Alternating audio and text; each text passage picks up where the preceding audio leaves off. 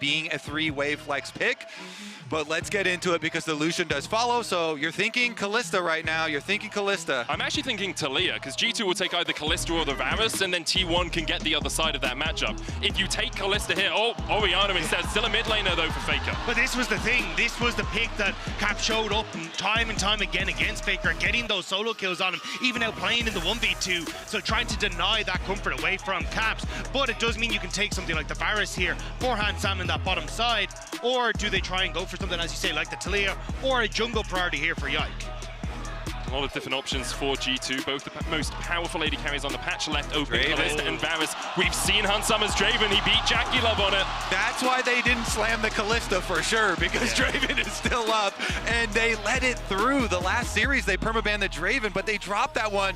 So HunSummer here, going to be put in a very commanding position. You think about focusing bottom lane already with the later picks, as far as jungle as well, clearing down towards there. Let's see.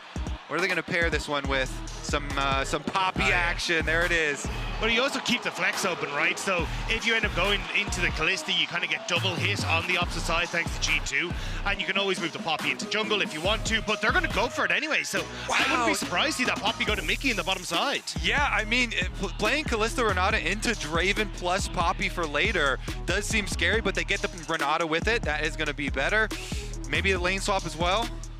Maybe spelling that G2 want to focus around this bot lane early as well. It's what they did against top esports. It can be effective if you put Guma behind, who has been T1's most consistent and probably best player at this MSI. LeBlanc, though, locked in for Caps. Shouts out to Humanoid as well. Yeah. He was popping off on LeBlanc early in the tournament. Caps, of course, as well, extremely good at it and used it quite well.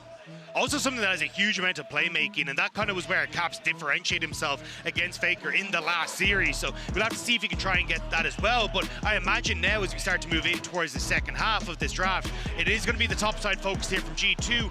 Is it a jungle focus coming through from T1, especially seeing as they're going to be picking on that second rotation? I mean, jungle 2v2, if Yike can get his hands on something that is early and aggressive and skirmish as well, LeBlanc plus a Lee Sin, so powerful in the early game. Yeah, Lee Sin and Vi are both up right now. Those both are pretty good kill combinations with the LeBlanc. Xin Zhao even can be quite good with it, because the LeBlanc can early flash and guarantee the chain, and then you get the dive. But T1 are just so used to playing against Genji, they banned out the Nidalee. I'll have a look back, but I don't think Yike has really ever pulled out the Nidalee. Nidalee also seems like such a worse pairing with LeBlanc than all those AD ones we were mentioning.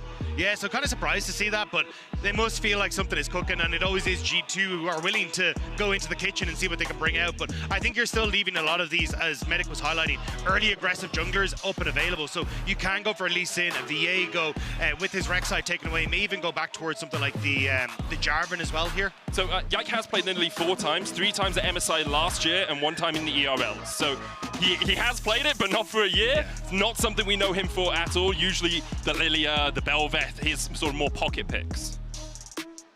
There's the Lee Sin band away as well, though, talking about that early skirmishing prowess. The Xin taken away by G2. Likely a jungle pick here, leave top for last, give Broken Blade that counter matchup. Yeah, and I like that idea, especially when BB has been so good in picking up like the Yasuos and these kind of things into a Twisted Fate that Zeus might bring out. But I wouldn't be surprised to see potential for something like a Jarvan or a Viego here, just to try and set up for that early skirmish. But it does mean you're kind of relying on on BB then to be a lot of your engage tool. This would be a callback though to, oh my God, this was Yike's pick coming into the LEC. He made his name on it in the LFL and was such a monster on this pick, but we saw it from Canyon as a counter pick into the Xin Zhao. But with the Xin Zhao being banned away, what do T1 want to go for? Well, the hovers right now, I think, are both extremely likely. I like the Vi for guaranteed with Orianna, but Sejuani is a very tanky, and it is non-committal engage, so you're really deciding, do you want the delivery for the Orianna Shockwave to be guaranteed with the Vi, or do you want the non-committal, safer frontline there in the Sejuani, and the better pairing with the melee here, with the Camille coming in. It also gives you backline threat with the Orianna ball, right? Camille can just hookshot wall dive that onto the backline. T1, a very standard composition from them. They have good team fight. They've got good backline threat with the combination of the Glacial Prison and the Hextech Ultimatum coming out of the Camille. G2, though, now looking at the Jax. Yeah, Jax is just a great matchup into the Camille. Very much a skill matchup, and this will be a real test for Broken Blade in that top side. But a ton of 1-3-1 and just sheer assassination potential if you try to walk into your jungle against what G2 have here. So this is very much going to be a case of G2 trying to get the game going early in their favor and hoping that T1 can't take over in those early skirmishes. Jax is so good into Camille. Oh, we've got to keep our eyes open for some lane swap wards as well, boys. That matchup definitely is a very, very painful. Counter-Strike obviously shuts down so much of Camille, but also the being able to jump inside the W trades, inside the tactical sweep, so good for lane phase. I will say, though, we talked a lot on the desk about the inventiveness in draft from G2, the differences they can bring out. Caps hasn't played that much LeBlanc this year, but it is his most played across the course of his career. The last time we saw BB on Jax, we saw him twice this year, but really the majority of his games were played last year. And although Yike is 17-2 on Kha'Zix, you have to go all the way back to MSI last year for the last time he played that as well. So there's just a lot of inventiveness, a lot of picks perhaps that T1 wouldn't have been expecting as we see Albon from G2 on our screens. Yeah, I think a huge amount of this is G2 slightly going back to comforts from a career perspective, right? But I do think this is also a little bit of a test because this is a very different draft from what we would traditionally expect from G2. It's a draft that wants to try and play 1-3-1, a draft that wants to try and play for sides and just getting map control early, which is something where T1 have struggled in the early stages in those early skirmishes. We saw it a lot against TL, so it feels like coming into this, G2 wants to try and prioritize punishing that. Yeah, definitely so. And I love this trend, especially for the junglers. These carry junglers that know they want to carry in their hearts, like Canyon, like Yike here, being able to slam carries into Sejuanis, into the Maokais, into all these tank junglers that people have been rushing. And this one, even slammed blind. All right. G2, it's a rematch 5 years in the making for T1. Just last week, they won this matchup. The question is, can G2 come out all guns firing today, or will it once again be the Titans that are T1 raising the victory flag? An elimination series here. Of course, LCK won't be knocked out entirely. Gen G already into the finals, already guaranteeing their region a 4th seed at Worlds, perhaps guaranteeing themselves a spot at Worlds if they win MSI. For G2, the last hope not only of EU, but also of the West, as has been the case so many times in the past. Nothing too crazy to kick things off here, though. You see everyone kind of fanning out defensively, making sure that they're not getting any sort of deep vision or anything. This is the loudest that I've heard the crowd. This is getting insane already, and we haven't even spawned minions in game number 1 of this rematch. So much going into this one. Minions have spawned. Looks like T1 might be the ones initiating a lane swap. Going to step in here. Yike on his lonesome. Does have the protection of Broken Blade in a moment. Yike now sees Oner. Oner, you really don't want to take Arctic Assault first. You can see he hasn't leveled anything up in your bottom left corner. Broken Blade's going to react to this. Cap's still in the mid lane. So I've learned most of what I know about Camille matchups from a certain challenger European streamer, and he makes videos on every single Camille matchup, and the Jax one just says ban Jax. Okay. do not play this matchup because the Counter-Strike is so good and because of the ability to move inside the tactical sweep. And so T1, they are completing their lane swap. They successfully get their invade off with no bloodshed here. So it is going to be just the split map, just the kind of normal lane swap here as G2 are answering and rotating Broken Blade down to the other side.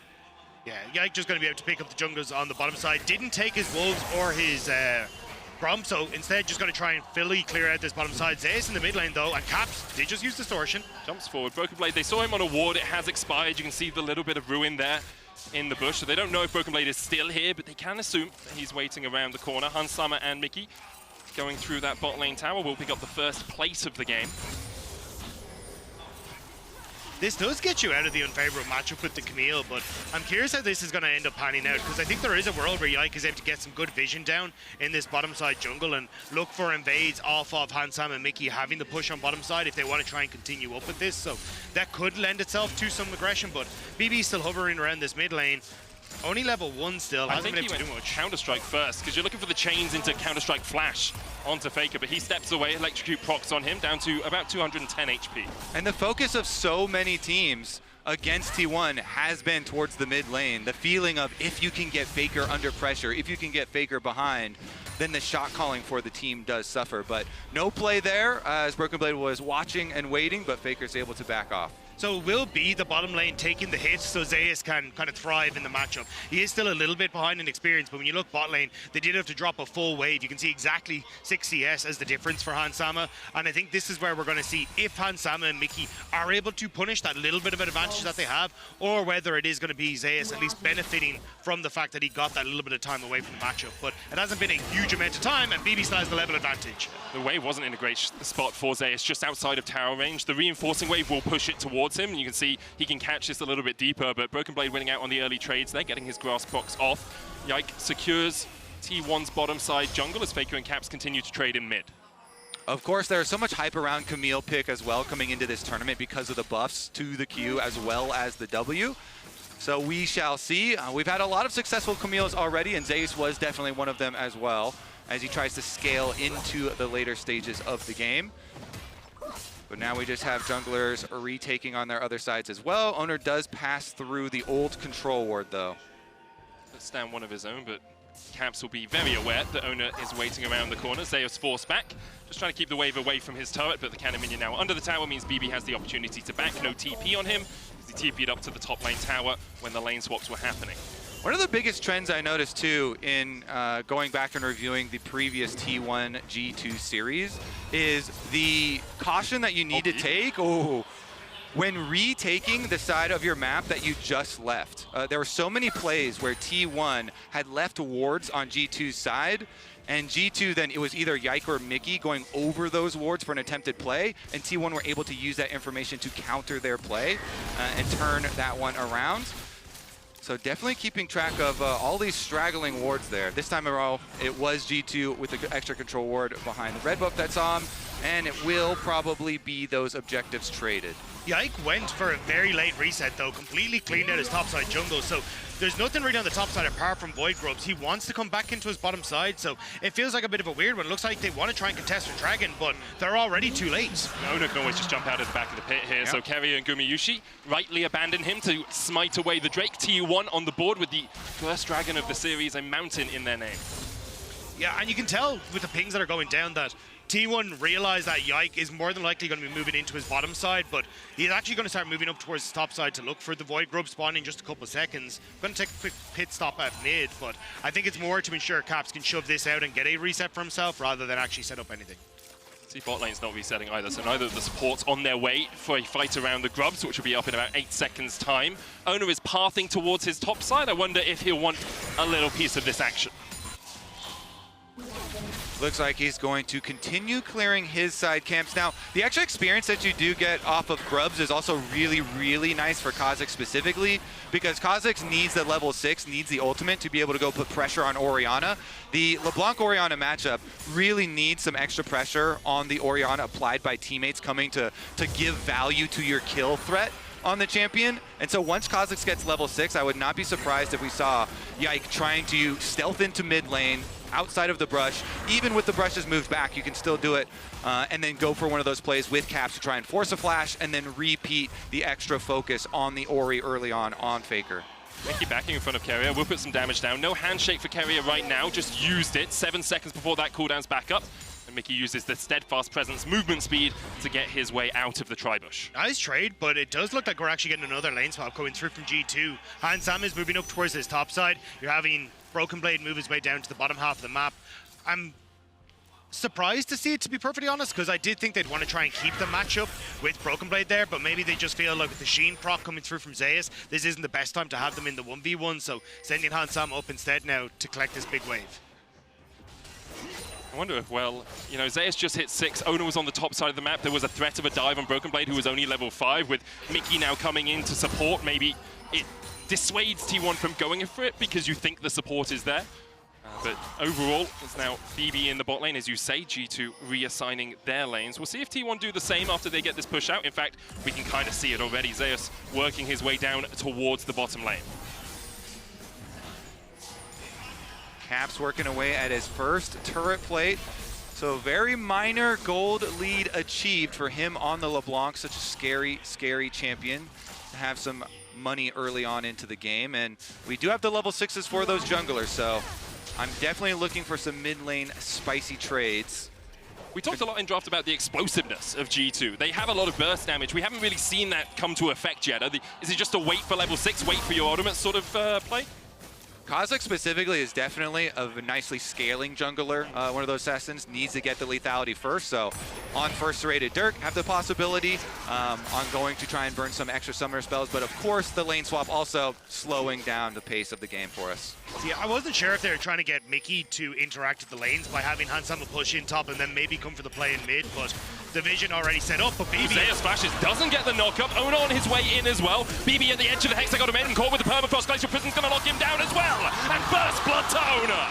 Oner with the clean gank here. Comes through lane on the Sejuani. Jungle difference turns the matchup, and that is gonna be huge. Faker's coming across. Caps move quickly enough. Yike's now on the wrong side of this wall. Lands the smite, can try and jump. Trying to trade back onto Faker, uses the flash. Whirling death as well by Hansama invested. Yeah, just wanted to make sure that they could get out, but good response from T1. They get the play on bot side and stop any sort of real cross map. Yes, you get the blue buff, but burning Yike's flash is huge for a Kha'Zix. T1 coming into this series, so much pressure on their shoulders. You saw how hard they took their previous loss and coming out very calm in the opening and collected in their play. And Oner comes for a lane gank. Even though Zeus wasn't able to get the stun there, is able to get the ultimate, and ultimate plays, stacking up the Sejuani stuns into the Sejuani ultimate.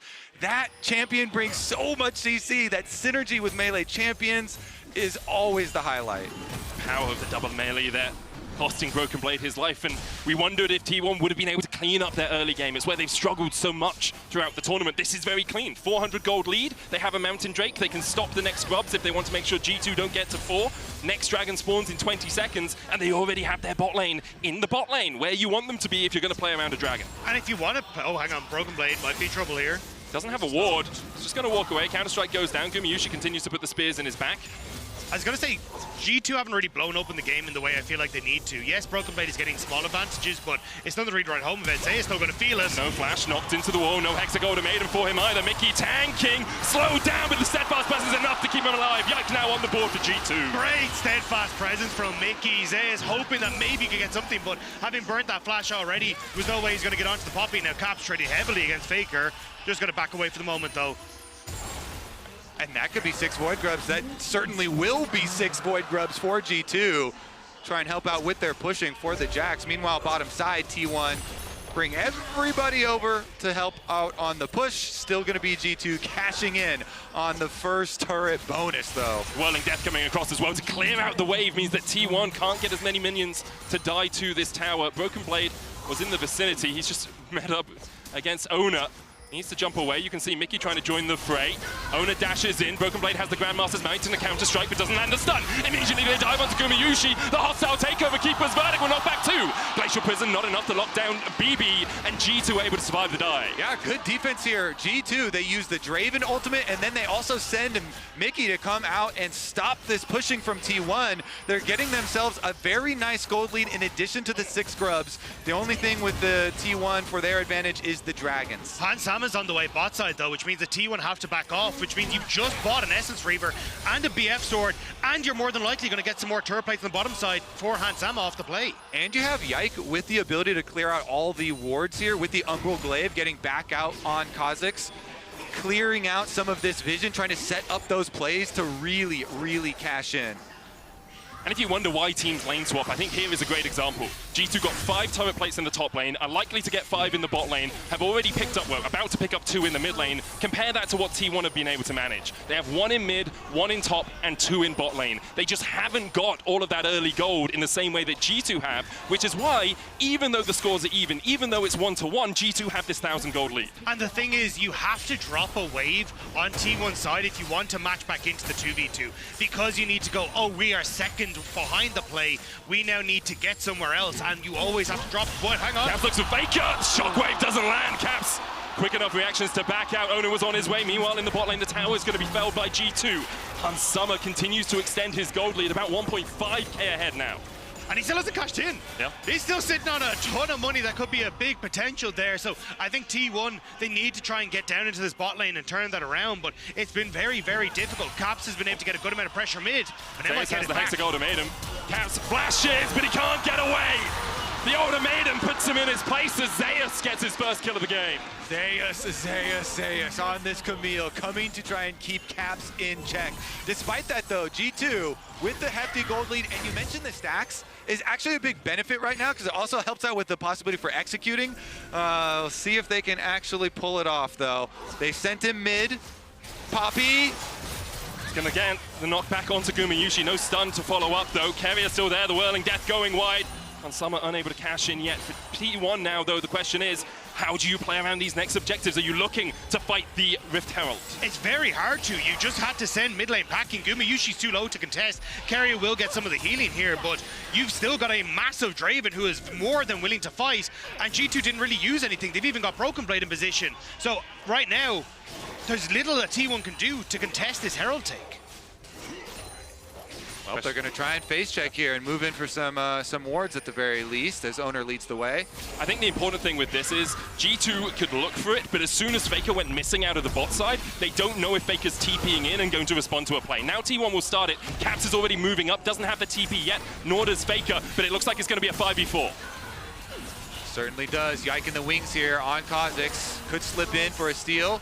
Mickey as well, ultimate. Keeper's verdict only onto Keria. No hostile takeover for T1. They begin to back away. Step-up present going in as Mickey's locked up. Knocks Zeus back. Mickey already deleted. The counter-strike on the back line though as Caps jumps in. Shockwave only hitting onto Broken Blade. Hansama beginning to open up. Hansama gets 1,200 gold out of that, but T1 can still win the fight. Yike has to flash away. The Ignite is ticking and will take him out.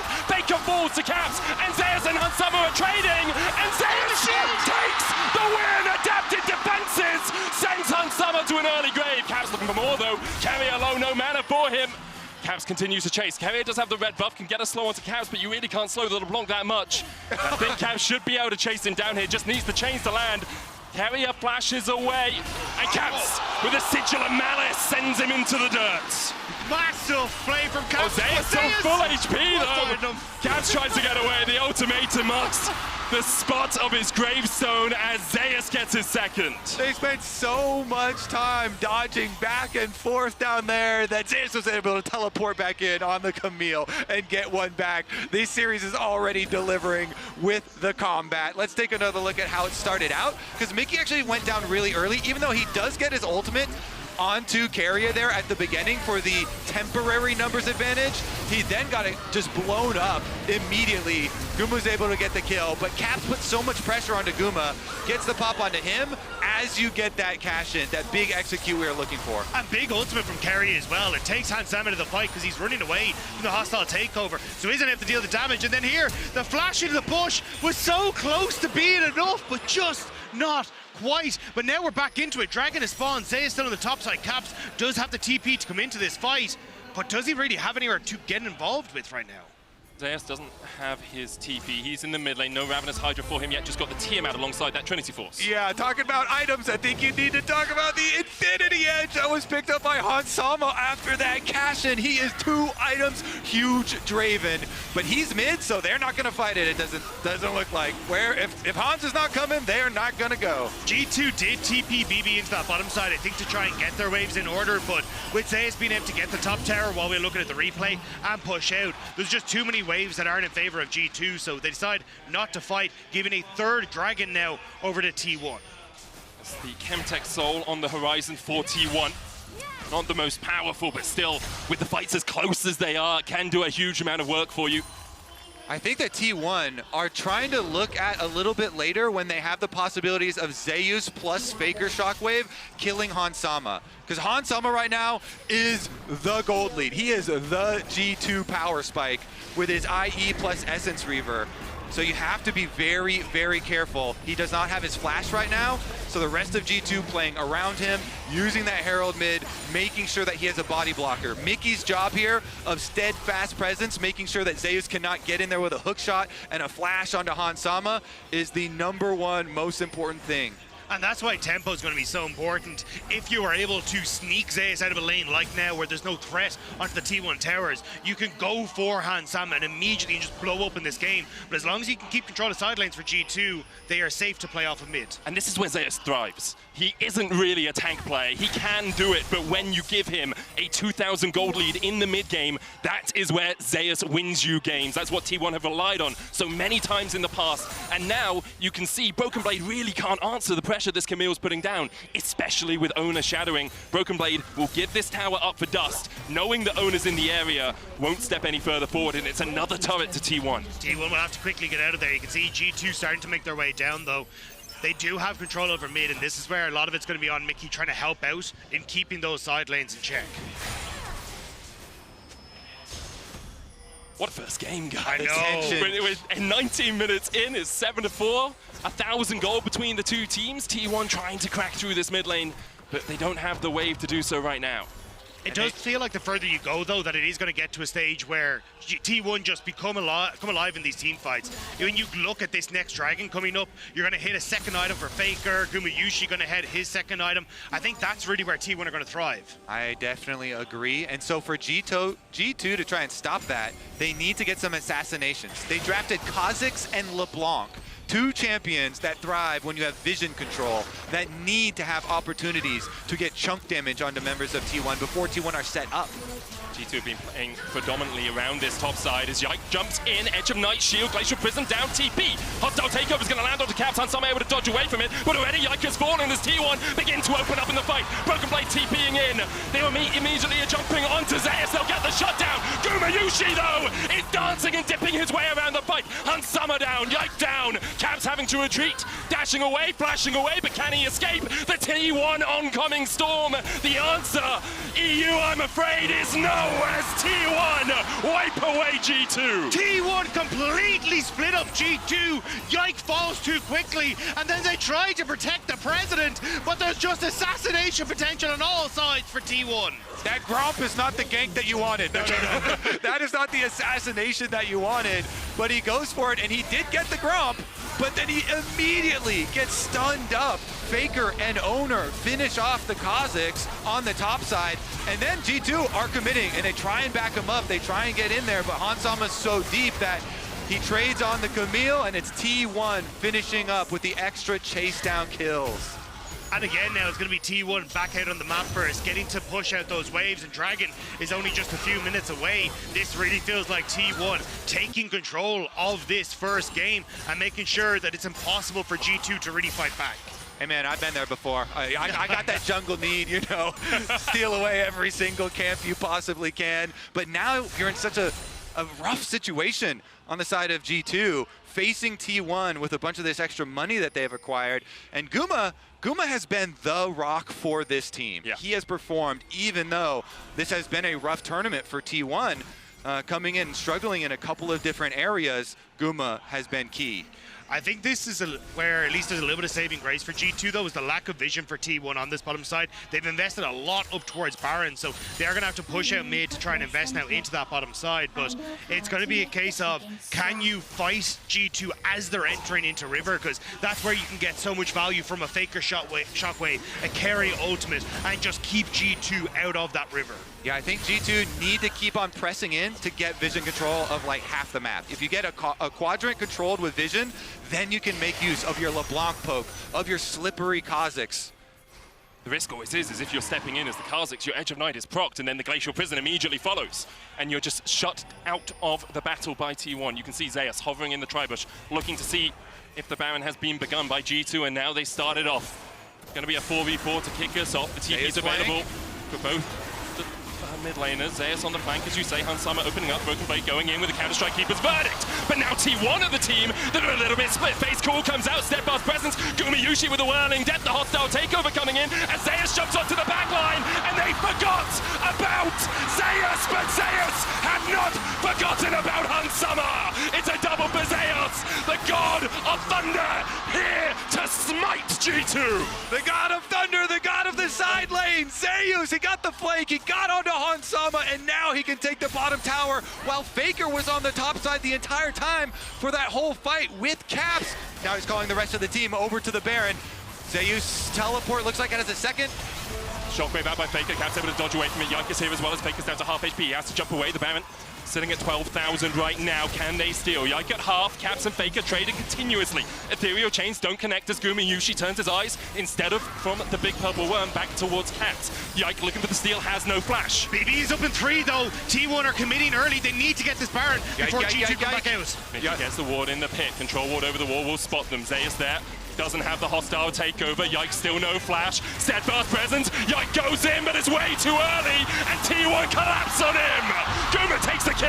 T1 take the Baron. And it's all coming up LCK in game 1. T1 refuse to have the same series as last time. It is cool, it is calm, and it is collecting Barons for T1 in game number 1. Yeah, they've got Baron and they've got the extra map control to use it. Let's take a look though. This fight had a moment for G2 when Mickey hit the Poppy ultimate, but then they chase up into the top side and it's a two-pronged engage. Keria's ultimate locks up 2 and leaves Hansama as food for Zeus. And it's T1 who was able to clear out all that vision in that area, getting that control over mid and then setting up for that play for Zeus. And I think that's where G2 now, you have to keep this Poppy ultimate for Zeus. He locks up Hansama way too well, and he's just not getting to play the game. Zeus. Finals MVP of the world champion team. 3 items on Camille saying, nice matchup. Also 3 items ahead, or 3 levels ahead. Like, the guy is just decimating inside lanes. And T1 have played so well around him. How many times do we say Oner is flanking Zeus, making sure that Broken Blade isn't in a bit of a tricky situation? Now T1, with this Red Bull Baron power play, have already got 3.5k off it and are looking for more. Zeus is going to answer BB's push in the bot lane. BB sitting at an item and a half, and Zeus is very willing to take that fight. Hexagol to maiden forward. Look at the precision and the protocol of sending BB back to the fountain. Zeus gets the solo. You can't counter that strike. Zeus is hitting way too hard at the moment, and Zeus just destroying side lanes over and over. Just shuts down everything G2 want to do. Oh, Zeus with the 3 completed items and Broken Blade over there, trying to build an IKEA set at home with all the little pieces. It is rough out there, and T1 know it. They're going to push forward with their advantage. Baron buff still on for another minute, so they'll get right up to those inhibitor turrets. You see the desperation from G2 in the picture there as well. Yike flashing to try and land the void spikes, but the recalls had already come out from T1, so now Yike has no flash and T1 can advance in 2 separate lanes. Oner shadowing Zeus down towards the bottom side. Zeus now going to join in. They'll see who answers the bot wave push. T1 has 5 towards the mid. Caps locked up. He'll survive for now. The inhibitor tower will not have that same luxury though, as T1 begin to raise G2's base to the ground. Zeus pushes in and backs away as soon as he realizes he doesn't have the reinforcements yet. Gumu and Keria move across. G2 looking for something. Mickey will land the knock into the wall, but it's only on the support. And Mickey is ticking to the ignite, and Mickey will go down. Keria takes the kill, and now in a 4v5, G2 have to look to defend. G2 need to find some sort of desperate measure, but 4 versus 5, Zeus is the target. We're past desperation now for G2. They're looking for the miraculous. But Zeus, the god of lightning, the god of thunder, the shockwave, reigns through G2, and the reverberations are felt all the way back in EU. T1 with a decimation of the LEC #1 seed in game 1. That is a 6,000 individual gold lead for the top laner. And you can see him on the screen. It just looks like another day at the office. Zeus came to play, and even with the counter pick, BB could do absolutely nothing in that lane. T1 win the first game in this series as well. Let's see about what corrections can come in the next game of this series. This MSI has been all about adaptations and improvements. We will see what G2 can bring out, but don't you guys forget